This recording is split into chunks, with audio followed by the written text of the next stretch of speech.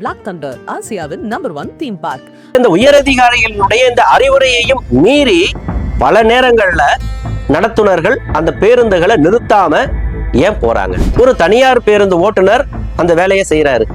ஆனா அரசு பேருந்தினுடைய ஓட்டுநர் அவர் பார்த்துட்டாருன்னா பஸ்ல பிரேக் போட வேண்டியதா இருக்கும், அந்த பயணியை ஏத்தி செல்ல வேண்டியதா இருக்கும். அது அந்த ஓட்டுநருக்கு எவ்வளவு பெரிய சிரமத்தை அது கொடுக்கக்கூடிய வேலை. அந்த பேருந்தினுடைய முகப்புல எக்ஸ்பிரஸ் அப்படின்னு அவங்க ஸ்டிக்கர்களை ஒட்டி இருந்தாலும் பல நேரங்கள்ல அது போன்று அது எக்ஸ்பிரஸ் பேருந்துகளாக இயக்கப்படுறது கிடையாது. அனுமதிக்கப்பட்ட பேருந்து நிறுத்தத்தில் பேருந்துகளை நீங்கள் ஏன் நிறுத்தி ஏற்றி செல்வதில்லை?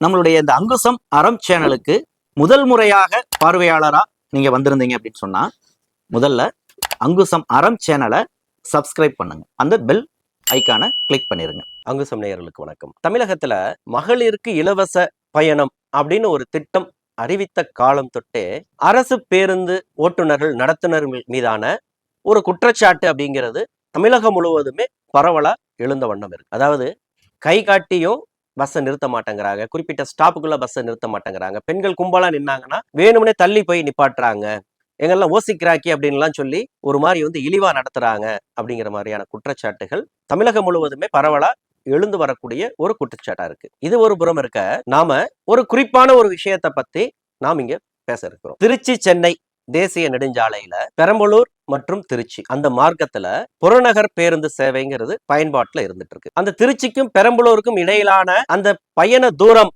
அப்படிங்கிறது ஒரு 50 கிலோமீட்டரை தாண்டியது. அதன் காரணமாகவே அந்த திருச்சி பெரம்பலூருக்கு இடையில சாதாரண டவுன் பஸ் சேவை அப்படிங்கிறது கிடையாது. அனைத்தும் புறநகர் பேருந்து சேவைகள் தான், மப்சல் பஸ் தான். அடுத்தது அது திருச்சி சென்னை ஹைவேஸ்ல அந்த பேருந்துகளோட அது பயணிக்கிறது அப்படிங்கிறதுனாலேயே அந்த திருச்சி பெரம்பலூர் அந்த இடைப்பட்ட அந்த பேருந்து நிறுத்தங்கள்ல அன்றாடம் பயணிக்கக்கூடிய பயணிகள் தொடர்ந்து எதிர்கொள்ளக்கூடிய ஒரு சிக்கல் என்ன அப்படின்னு சொன்னா, முதல் வகை சிக்கல், எதிரில் வர பேருந்து நம்ம பேருந்து நிறுத்தத்துல நின்று செல்லக்கூடிய புறநகர் பேருந்து தானா, அதாவது திருச்சி பெரம்பலூர் மார்க்கத்துல இயங்கக்கூடிய பேருந்து தானா அப்படிங்கிறத கணிப்பதிலேயே ஒரு சிக்கல் இருக்கு. ஏன்னா அந்த பஸ் விழுப்புரத்துல இருந்து வருதா, சென்னையில இருந்து வருதா, காஞ்சிபுரத்துல இருந்து வருதா, மதுரை வரைக்கும் போகுதா அப்படிங்கிறதெல்லாம் பார்த்துதான் கை காட்ட வேண்டியது இருக்கும். ஏன்னா அந்த பேருந்துகள் அங்க நிக்காது. பெரம்பலூர்ல இருந்து கிளம்பி திருச்சிக்கு வர பேருந்தா இருக்கணும், அல்லது திருச்சியில இருந்து கிளம்பி பெரம்பலூர் வரை செல்லக்கூடிய புறநகர் பேருந்தா இருக்கணும். அந்த பேருந்துகள் மட்டும்தான் அந்த இடைப்பட்ட பேருந்து நிறுத்தங்கள்ல அவை நின்று பயணிகளை ஏற்றி செல்லும். இது முதல் சிக்கல். ஏன்னா எல்லாமே மப்சல் பஸ். டவுன் பஸ்னா கூட முன்னாடி ரோஸ் கலர் இருக்கும் அப்படின்னு நமக்கு அந்த வேறுபாட்டை அறிய முடியும். ஆனா இது வர பேருந்து எல்லாமே மப்சல் தான், ஒரே மாதிரியான வண்ணங்கள்ல வரக்கூடிய பேருந்து தான். அப்ப அந்த பேருந்த அடையாளம் காணுவதிலேயே இப்படி ஒரு சிக்கல் இருக்கு. இது முதல் சிக்கல். அடுத்தது, அப்படி நெருங்கி வரும் பொழுது இது பெரம்பலூர் டு திருச்சி மார்க்கத்துல இயங்குற பேருந்து தான் அப்படிங்கிறத நாம ஐடென்டிஃபை செய்துட்டாலும் இந்த பேருந்து இந்த குறிப்பான பேருந்து நிறுத்தத்துல நின்று செல்லக்கூடிய பேருந்து தானா, அதாவது இது சாதாரண வகை பேருந்தா இல்ல எக்ஸ்பிரஸ் வகை பேருந்தா அப்படிங்கிறதையும் அடுத்தது பார்த்தாகணும். அப்ப இத்தனை அம்சங்களையும் பார்த்துதான் ஒரு பயணி ஒருத்தவர் அந்த திருச்சி சென்னை தேசிய நெடுஞ்சாலையில ஒரு பேருந்த கை நீட்டி மறிக்க முடியும், என்னை ஏத்தி செல்லுங்க அப்படிங்கிற ஒரு சிக்னலை கொடுக்க முடியும். அப்ப பாத்துக்குங்க. அப்ப அந்த பயணிக்கு தூர பார்வைங்கிறது ரொம்ப ஷார்ப்பா இருக்கணும். ஒரு 10 அடி தூரத்திலேயே அந்த பேருந்த இத்தனை அம்சங்களையும் கணக்கில் எடுத்துக்கிட்டு இது இங்க நிக்கக்கூடிய பேருந்து தான் அப்படின்னு அவர் முன்னரே யூகிக்கணும். அதுவும் எவ்வளவு, அந்த ஃபிராக்ஷன் ஆஃப் செகண்ட்ல யூகிச்சிடணும், யூகிச்சு கையை நீட்டிடணும், இல்லைன்னா அந்த பேருந்து அந்த வேகத்திலேயே கடந்து போயிடும்.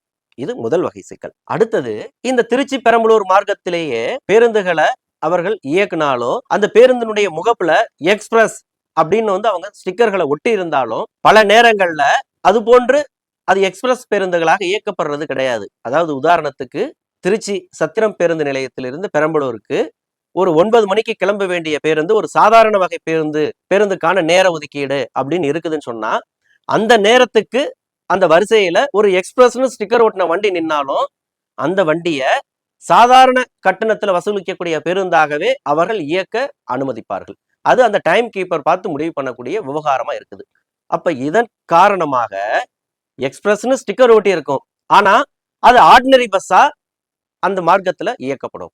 இன்னொருதுல எக்ஸ்பிரஸ்னு ஸ்டிக்கரே ஒட்டி இருக்காது, அது ஆர்டினரி பஸ்ஸா இருக்கும், ஆனா அது எக்ஸ்பிரஸ்க்கான நேரத்துல இயக்கக்கூடிய, அந்த எக்ஸ்பிரஸ்க்கான கட்டணத்துல இயக்கக்கூடிய பேருந்தாக அந்த வழித்தடத்துல அது பயணிக்கும். அப்ப எக்ஸ்பிரஸ்ன்னு அது ஸ்டிக்கர் ஒட்டி இருந்தாலோ, இது ஆர்டினரி பஸ்ஸா, இல்ல ஆர்டினரி பஸ்ஸுக்கான அடையாளத்தோட வந்தாலோ இது எக்ஸ்பிரஸ் பஸ்ஸான்னு ரோட்ல நிக்கிற பயணியால அவ்வளவு எளிதாக கணிக்க முடியாது. இது இரண்டாவது வகை சிக்கல். சரி, இதெல்லாம் கணிச்சு நம்ம கை நீட்ட தயாரா இருக்கிறோம் அப்படின்னு சொன்னாலும், அது சாதாரண வகை பேருந்தாக இருந்தாலும் அந்த பேருந்தினுடைய ஓட்டுநர் அந்த பேருந்து நிறுத்தத்துல பயணிகள் நிக்கிறாங்களா அப்படிங்கிறத பார்க்கறதே கிடையாது. அந்த ஐ கான்டாக்ட் அந்த பயணிக்கு கிடைக்காது. ஏன்னா அவர் பார்த்துட்டாருன்னா பஸ்ல பிரேக் போட வேண்டியதா இருக்கும், அந்த பயணியை ஏத்தி செல்ல வேண்டியதா இருக்கும். அது அந்த ஓட்டுநருக்கு எவ்வளவு பெரிய சிரமத்தை அது கொடுக்கக்கூடிய வேலை. அதனால அவர் சென்ட்ரல் மீடியனை ஒட்டின மாதிரியே அவர் பேருந்தை இயக்கிட்டு போவாரு. மன்னிக்கணும், பல நேரங்கள்ல அவர்கள் பேருந்தை தான் இயக்குறாங்களா இல்ல அவங்க வானூர்தியை இயக்குறாங்களான்னு தெரியாத அளவுக்கு அந்த வேகத்துல விருன்னு சென்ட்ரல் மீடியனை பார்த்து கடந்து போயிடுவாங்க. இது இரண்டாவது வகை சிக்கல். குறிப்பா அந்த திருச்சி பெரம்பலூர் அந்த மார்க்கத்துல குறைந்தது ஒரு 10 நிமிட இடைவெளிக்கு ஒரு தரம் தான் பேருந்துகள் அந்த இயக்கப்படுது. காலையில 8:40க்கு ஒரு குறிப்பான ஒரு பேருந்து நிறுத்தத்துல ஒரு பேருந்து, அரசு பேருந்து வருது அப்படின்னு எடுத்துக்கோங்க.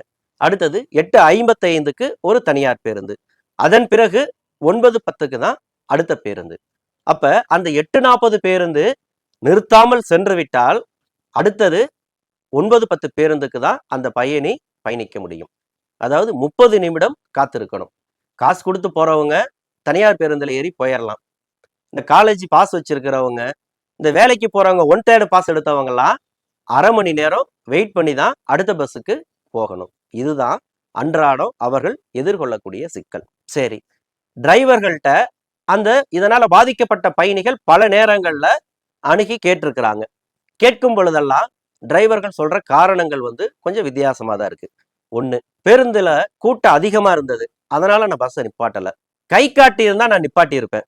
அடுத்தது, நான் உங்களுக்கு பக்கத்து ஊருக்காரன் தாங்க, அடுத்த முறை பார்த்தா நான் நிப்பாட்டியார். வடிவேல் பாணியில நான் கேட்டதுக்கு இது பதில் இல்லையே அப்படின்னு தான் நமக்கு திருப்பி கேட்க தோணும். சரி, அது கிடக்கட்டும். அடுத்தது, இன்னொரு வகை ஓட்டுநர்கள் வண்டியில பிரேக் சிஸ்டத்துல கொஞ்சம் பிரச்சனை, ஏற்கனவே ஃபுல் லோடா இருந்துச்சு, அந்த அளவு பிரேக் அப்ளை ஆகாது, அதனாலதான் நான் நிப்பாட்டல அப்படின்னு ஒரு ஜால்ஜாப். இதை தான் அவர்கள் தங்கள் மீதான அந்த நடவடிக்கையிலிருந்து தப்பிப்பதற்காக இது போன்ற காரணங்களை அவங்க அடுக்கிறாங்க. அப்ப இது போன்ற குற்றச்சாட்டுகள் தொடர்ந்து ஒரு 2 ஆண்டு காலமாக இங்க நீடிச்சிட்டு இருக்குது. இது தொடர்பான பல்வேறு புகார்கள் பெரம்பலூர் கிளை மேலாளருக்கு தெரிவிக்கப்படுது. அப்ப அவரும் தொடர்ந்து அடுத்தடுத்த நடவடிக்கைகள் எடுத்துட்டு இருக்கிறாங்க. ஒரு கட்டத்துல உயரதிகாரிகளுடைய கவனம் வரைக்கும் இந்த விவகாரம் போகுது. குறிப்பா திருச்சி மண்டலத்தினுடைய பொது மேலாளராக இருக்கக்கூடிய GM சதீஷ்குமார் அவங்க இந்த விவகாரங்கள்ல தலையிடுறாங்க. தலையிட்டு அதிகாரிகளுக்கு உரிய உத்தரவுகளை ஆல்ரெடி பிறப்பிச்சிருக்கிறாங்க. அதாவது திருச்சி பெரம்பலூர் மார்க்கத்துல அந்த பீக் ஹவர்ஸ் சொல்லக்கூடிய காலை நேரங்கள்ல பள்ளி கல்லூரிகளுக்கு வேலைகளுக்காக செல்லக்கூடிய பயணிகளுடைய நலனை கருத்தில் கொண்டு அது எக்ஸ்பிரஸ் வகை பேருந்தாக இருந்தாலும் பேருந்து நிறுத்தத்துல பயணிகள் போதுமான அளவுக்கு நின்றுட்டு இருந்தாங்கன்னா நிறுத்தி ஏத்திட்டு போங்க அப்படின்னு ஒரு இன்ஸ்ட்ரக்ஷன் ஆல்ரெடி கொடுக்கப்பட்டிருக்கு. அப்ப எக்ஸ்பிரஸா இருந்தாலும் அந்த நிறுத்தத்துல அவங்க நின்று செல்ல வேண்டிய அவசியம் இல்லை என்று சொன்னாலும் பயணிகள் நின்னாங்கன்னா அவங்க கை காட்டினாங்கன்னா நிப்பாட்டி ஏத்திட்டு போங்க அப்படிங்கிற அறிவுரை வழங்கப்பட்டிருக்கு. ஆக இந்த உயரதிகாரிகளுடைய இந்த அறிவுரையையும் மீறி பல நேரங்கள்ல அந்த பேருந்துகளை நிறுத்தாம ஏன் போறாங்க? அதனால அவர்களுக்கு என்ன சிக்கல் வருது? பிரேக்ல காலை வச்சா வண்டி நிக்க மாட்டேங்குதா, இல்ல வேற என்ன பிரச்சனை? அதன் பின்னாடி வரக்கூடிய தனியார் பேருந்துகள் இதை அனுசரிச்சு இயக்கிட்டு இருக்கிறாங்க. குறிப்பா 8:55க்கு வர வேண்டிய ஒரு தனியார் பேருந்து ஒரு குறிப்பிட்ட பேருந்து நிறுத்தத்துல, அந்த பேருந்து 9 மணிக்கு தான் வருது அப்படின்னு சொன்னா அதுக்கு பின்னாடி வர ஒரு கவர்மெண்ட் பஸ் அன்னைக்கு வரலன்னு நம்ம புரிஞ்சுக்கணும். 8:55க்கு வர வேண்டிய பேருந்து 8:50க்கு வந்துருது அப்படின்னு சொன்னா பின்னாடி அரசு பேருந்து வந்துட்டு இருக்குது அப்படின்னு அர்த்தம். அப்ப தனக்கு முன்னாடியும் பின்னாடியும் வரக்கூடிய அரசு பேருந்துகளினுடைய அந்த நேரத்தை கணக்கிட்டு ஒரு தனியார் பேருந்து தன்னுடைய நேரத்தை 5 நிமிடம் முன்னதாகவோ அல்லது பின்னதாகவோ அவங்க இயக்குறாங்க. அதனுடைய காரணம் என்ன? இருக்கிற பேசஞ்சர் எல்லாத்தையுமே வலிச்சு எடுத்துட்டு போகணுங்கிற நோக்கத்துல ஒரு தனியார் பேருந்து ஓட்டுநர் அந்த வேலையை செய்யறாரு. ஆனா அரசு பேருந்தினுடைய ஓட்டுநர் என்ன செய்யறாருன்னா நேரத்துக்கு வண்டி எடுக்கிறாரு, அங்க நேரத்துக்கு வண்டியை போய் நிப்பாட்டுறாரு. நடுவில் எத்தனை ஸ்டாப் அவர் நிப்பாட்டலங்கிற கணக்கெல்லாம் இங்க எங்கேயுமே வர்றதில்லை. இது போன்ற குற்றச்சாட்டுகள் சொன்னாலும் அதை காதுல வாங்கிக்கிறது கிடையாது. ஏன்? அவர்களுடைய சங்கம் அவர்களை காப்பாத்துங்கிற நம்பிக்கையா? அப்ப எந்த ஸ்டாப்ல பிரேக் போட்டாலும் பிரேக் போடாட்டியும் டைமுக்கு வண்டி எடுத்த டைமுக்கு டெப்போல வண்டியை நிப்பாட்டிட்டோம்னா அவருக்கு அன்னைக்கு டியூட்டி கணக்காயிடும், சம்பளம் ஆட்டோமேட்டிக்கா அவருக்கு வந்து சேர்ந்துடும் மாசந்தோறும். அதுதானே? தனியார் பேருந்து முதலாளிகளை போல இன்னைக்கு ஏன் கலெக்ஷன் குறைஞ்சிச்சு, என்ன பண்ண அப்படின்னு சொல்லிட்டு கடுமையா திட்டி வேலை வாங்கணும் அப்படிங்கிற இடத்துக்கு இந்த அரசு ஓட்டுநர்கள் அந்த நிலைமைக்கு ஆளாகணும் அப்படிங்கிற ஒரு நிலையை ஏற்படுத்தணும்னு விரும்புறாங்களா அப்படிங்கிற ஒரு கேள்வி இந்த இடத்துல எழுது. அரசு போக்குவரத்துங்கிறது ஒரு சேவை நிறுவனம் தானே. உங்களுக்கு அதிகாரிகள், உயரதிகாரிகள் ஒரு இன்ஸ்ட்ரக்ஷன் கொடுத்துருக்குறாங்க. பீக் ஹவர்ஸ்ல அது போன்ற பயணிகளை முறையா நிப்பாட்டி ஏத்திட்டு போங்கன்னு சொல்றாங்க. நிப்பாட்டி ஏத்திட்டு போனதுனால உங்களுக்கு டைம் ஃபாலோ பண்ண முடியல, அந்த குறிப்பிட்ட நேரத்துக்குள்ளார அந்த எல்லையை உங்களால அடைய முடியல, அந்த டைமுக்கு பஸ்ஸை எடுக்க முடியலன்னு ஒரு பிரச்சனை வந்ததுன்னா அதை உங்க உயரதிகாரியுடைய கவனத்துக்கு கொண்டு போங்க. ஐயா நீங்க சொன்னீங்க, நீங்க சொன்ன மாதிரி வந்து நாங்க எல்லா ஸ்டாப்பும் நிப்பாட்டி 10 ஸ்டாப் இருக்குது, ஸ்டாப்புக்கு 1 நிமிஷம் ஆனாலும் 10 நிமிஷம் லேட்டா தான் ஆகும், அப்ப இந்த நேரத்தை எங்களுக்கு அட்ஜஸ்ட் பண்ணி கொடுங்க அப்படிங்கிற உங்க பிரச்சனை என்னவோ அந்த பிரச்சனையை நீங்க சொல்லுங்க. அதை விடுத்து பயணிகள் பேருந்து நிறுத்தத்துல காத்துட்டு இருக்கிறப்ப அவர்களை கண்டும் காணாமல் இப்படி போகிறதுங்கிறது எவ்வளவு பெரிய மன உளைச்சலை அந்த பயணிகளுக்கு ஏற்படுத்துங்கிறத கொஞ்சம் யோசிங்க. இந்த இடத்துல ஒரு விஷயத்த நம்ம தெளிவுபடுத்தணும். நாம இங்க சொல்றது அனுமதிக்கப்பட்ட பேருந்து நிறுத்தத்தில் பேருந்துகளை நீங்கள் ஏன் நிறுத்தி ஏற்றி செல்வதில்லை அப்படிங்கிறது தான் முதல் கேள்வி. இரண்டாவது கேள்வி, உயரதிகாரிகள் உங்களுக்கு உரிய அறிவுறுத்தல்கள் வழங்கியும் அந்த குறிப்பிட்ட பேருந்து நிறுத்தங்கள்ல நின்று செல்லாமல் ஏன் புறக்கணிச்சுட்டு போறீங்கிறது தான் இந்த இடத்துல மையமான கேள்வி. பேசஞ்சர் அவன் நிக்கிற இடத்துல இஷ்டத்துக்கு நிக்கிற இடத்தெல்லாம் கை நீட்டுற இடத்தெல்லாம் ஏன் நிப்பாட்டி ஏத்திட்டு போகல அப்படிங்கிற கேள்வியை நாம் இந்த இடத்துல எழுப்பலாம். குறிப்பா இந்த பேருந்து ஓட்டுநர்கள் மற்றும் இந்த நடத்துனர்கள் மத்தியில இயங்கக்கூடிய சங்கங்கள் என்ன செய்துட்டு இருக்குங்கிறது தான் ஒரு மையமான கேள்வியா இந்த இடத்துல எழுது.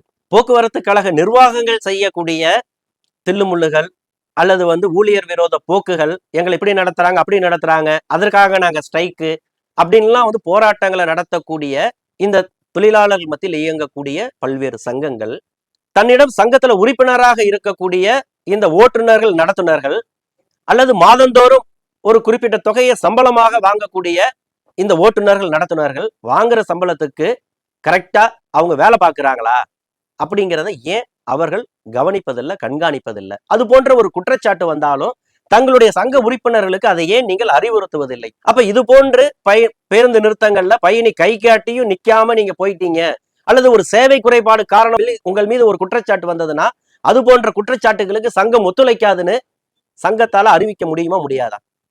அப்ப இதை முறைப்படுத்த வேண்டிய பொறுப்பு யாருக்கு இருக்கு? வெறும் அதிகாரிகள் மட்டுமே இதை முறைப்படுத்த முடியுமா? அவர்களுடைய அதிகாரத்தை மட்டுமே பயன்படுத்தி மெமோ மட்டுமே கொடுத்து அல்லது அவர்களுக்கு தண்டனை மட்டுமே வழங்கி இந்த விவகாரத்தை தீர்த்திட முடியுமா? ஒரு பாதிக்கப்பட்ட ஒரு நுகர்வோரா அந்த பேருந்துல பயணிக்கக்கூடிய ஒரு அந்த பயணி அவருடைய மன உளைச்சலுக்கு என்ன பதில்?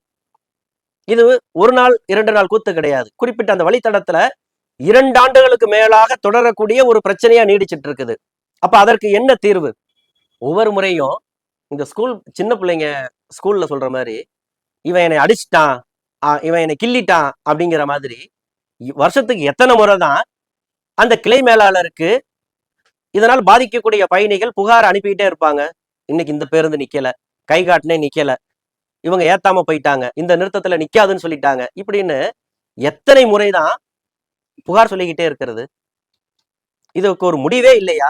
இந்த விவகாரத்தில் போக்குவரத்து கழகங்களும் குறிப்பா ஓட்டுநர்கள் மற்றும் நடத்துனர்கள் மத்தியில் இயங்கக்கூடிய பல்வேறு கட்சிகளுடைய சார்பாக இயங்கக்கூடிய அந்த தொழிற்சங்கங்களும் ஒரு கூட்டு முயற்சி எடுத்து இது போன்ற சிக்கல்களுக்கு விடை காணணும் அப்படிங்கிறது தான் நம்மளுடைய எதிர்பார்ப்பாக இருக்கு. தொடர்ந்து பேசுவோம். நன்றி. நம்மளுடைய இந்த அங்குசம் அறம் சேனலுக்கு முதல் முறையாக பார்வையாளரா நீங்க வந்திருந்தீங்க அப்படின்னு சொன்னா முதல்ல அங்குசம் அறம் சேனலை சப்ஸ்கிரைப் பண்ணுங்க, அந்த பெல் ஐக்கானை கிளிக் பண்ணிருங்க. எக்ஸல் குரூப்ஸ், மாறு மாற்று மக்களுக்கான நேர்மையான சமூக பணி என்றும் தொடரும். Excel groups, Muruganandam.